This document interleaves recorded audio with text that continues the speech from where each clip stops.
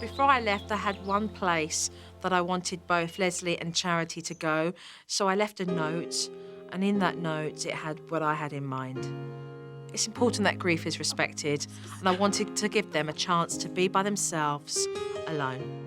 Dearest Leslie and Charity, I want the both of you to know your love for Rick will create the fondest of memories that will be treasured and remain forever in your hearts. One of those memories you both hold dear was spending time at the Indianapolis Motor Speedway. His passion for Indy 500 was so great that he worked for the company that made tyres for the race cars. So in honour of Rick, I want you both to go back to the Speedway for a special tribute to the man who loved to be called Pappy.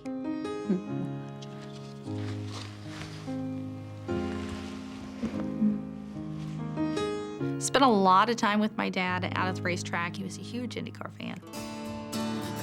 He brought you here by himself, so that was one of the times he tried to do one-on-one time. The Indy 500 is a huge part of our family's tradition. We've been doing it for generations. Hi, I'm Marco Andretti.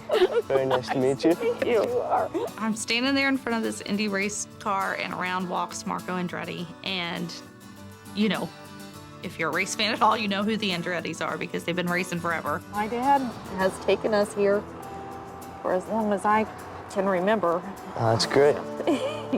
In memory of Rick, this is what we like to present to you guys.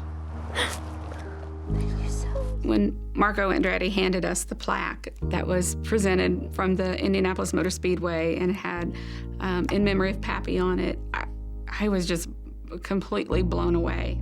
For Joe to have thought of doing that for us, it was just all so very overwhelming. And also, tickets to the 2008 Indianapolis 500. No problem. To be able to keep that tradition going, you know, for our family. And that just meant so much. And it's, you know, coming from a family who can appreciate, you know, generations of the Indy 500. There just aren't words to describe what that meant. Well, that's great. Just absolutely awesome. Thank you all so much. My pleasure, my pleasure. Walking out on the track with my mom was bittersweet. You know, lots of memories of being there with Dad and just the reality that that's not how it is. But at the same time, you know, the sun was just shining and I just thought, you know, Dad's happy. Dad's really happy right now. I mourn for my kids.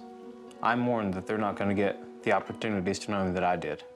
I want you to go back at the table and then say to them, I've asked you and already told you what I want you to eat, okay? And I want you to do as you're told.